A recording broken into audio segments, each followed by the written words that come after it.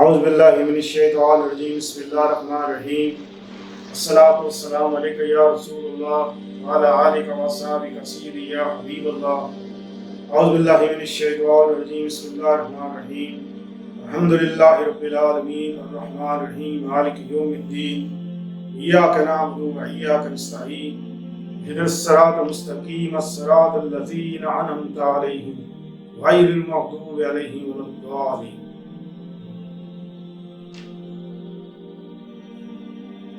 حضرت یونس علیہ السلام کو اللہ پاک نے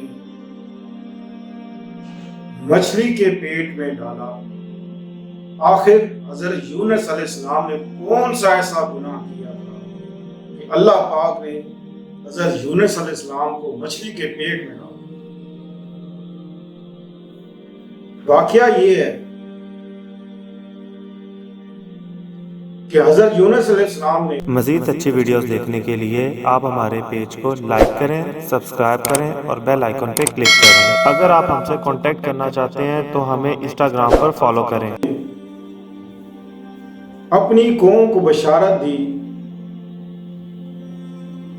کہ تم پر اللہ کا عذاب آئے گا، کیونکہ آپ کی قوم گناہوں میں حد سے بڑھ گئی تھی۔ کوئی سننے کے لیے تیار ہی نہیں تھا۔ آپ جب واز کیا کرتے تھے، اللہ کو پیغام سناتے تھے، کوئی سننے کے لیے تیار نہیں تھا۔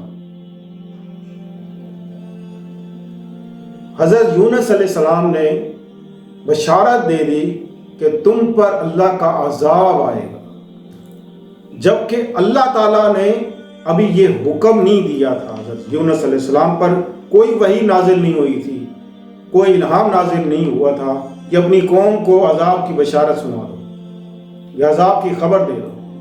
اللہ کا حکم نہیں آیا تھا۔ جب اللہ کا حکم نہیں آیا اور ایک نبی اللہ کے حکم کے بغیر عذاب کی بشارت سنا دے، اس پر اللہ تعالیٰ نے حضرت یونس علیہ السلام کی گرفت کی۔ اب ہوا کیا کہ آپ اور آپ کے 4 اور ساتھی ایک کشتی پر سوار تھے کہ اچانک کشتی میں طغیانی آ گئی، پانی میں طغیانی مچ گئی۔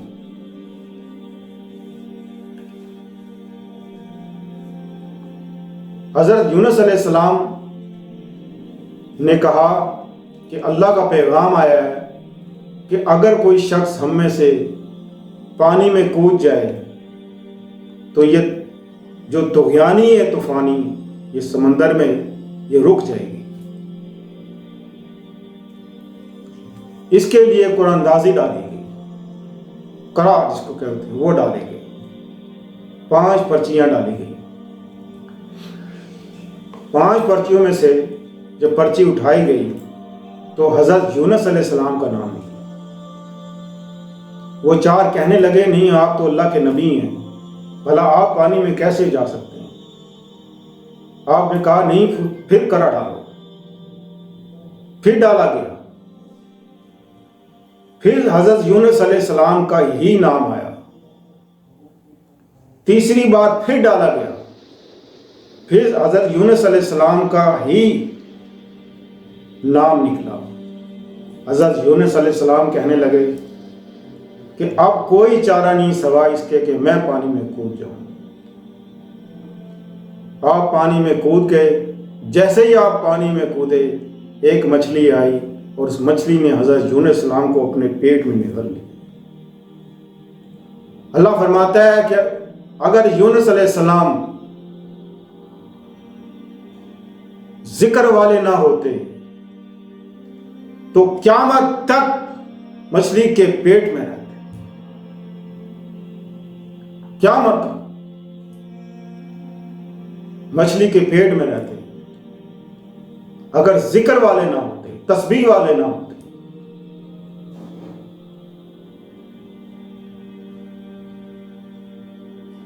پھر جب مختصر میں آپ کو بتا رہا ہوں کہ جب مچھلی کے پیٹ سے آپ باہر آئے تو حضرت یونس علیہ السلام نے اللہ پاک سے عرض کی کہ اللہ تو نے مجھے مچھلی کے پیٹ میں آخر کیوں ڈالا؟ اللہ فرماتا ہے کہ سامنے دیکھ کہ ایک شخص کھڑا ہے جس کے پاس 2 مٹکے ہیں، 2 گھڑے ہیں اس کے پاس، وہ بیچ رہا ہے۔ اس کے بعد جا اور اس کو جا کے کہے کہ یہ توڑ دے۔ حضرت یونس علیہ السلام کے وہ شخص سے کہا یار یہ تو مٹکے توڑ دے۔ نے کہا یار میں کیوں توڑ دوں، میں نہیں توڑتا، یہ میں نے اپنے ہاتھ سے بنائے ہیں، بھلا میں کیوں توڑ دوں؟ آواز آتی ہے کہ یونس علیہ السلام اس شخص نے اپنے ہاتھوں سے یہ مٹکے بنائے اور توڑنے پر گوارا نہیں، میں نے بھی یہ سب اپنے ہاتھ سے بنائے، یہ میرے بندے ہیں، بھلا میں ان کے اوپر عذاب کیوں دوں، جبکہ یہ معافی مانگنے پر راضی ہو گئے تھے۔ تو کیونکہ اس قوم نے معافی مانگ لی اللہ پاک سے، سب جمع ہو گئے، سب نے معافی مانگ لی، اللہ پاک نے ان کو معاف کر دیا۔ نبی کے زبان سے نکلا ہوا لفظ کبھی ضائع نہیں ہوتا، رد نہیں ہوتا۔ ان کے اوپر عذاب تو آیا، لیکن عذاب اتنا آیا کہ زمین پر نہیں اترا، درمیان تک ہی رہا اور پلٹ کر واپس چلا۔ آپ کی دعا، آپ کی بات بھی پوری ہو گئی، جو آپ نے کہی کہ عذاب آیا، عذاب بھی آیا، اور اللہ کیونکہ انہوں نے معافی مانگ لی تھی اس لیے عذاب ٹل بھی گیا۔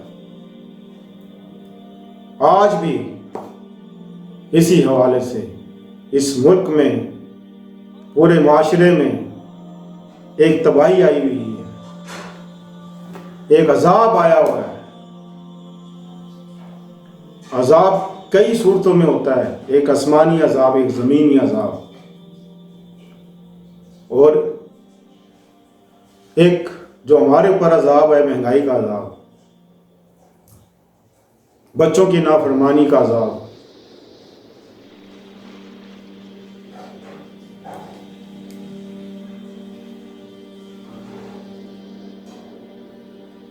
جو دعائیں مانگیں قبول نہیں ہوتی، جو دعائیں مانگو قبول نہیں ہوتی۔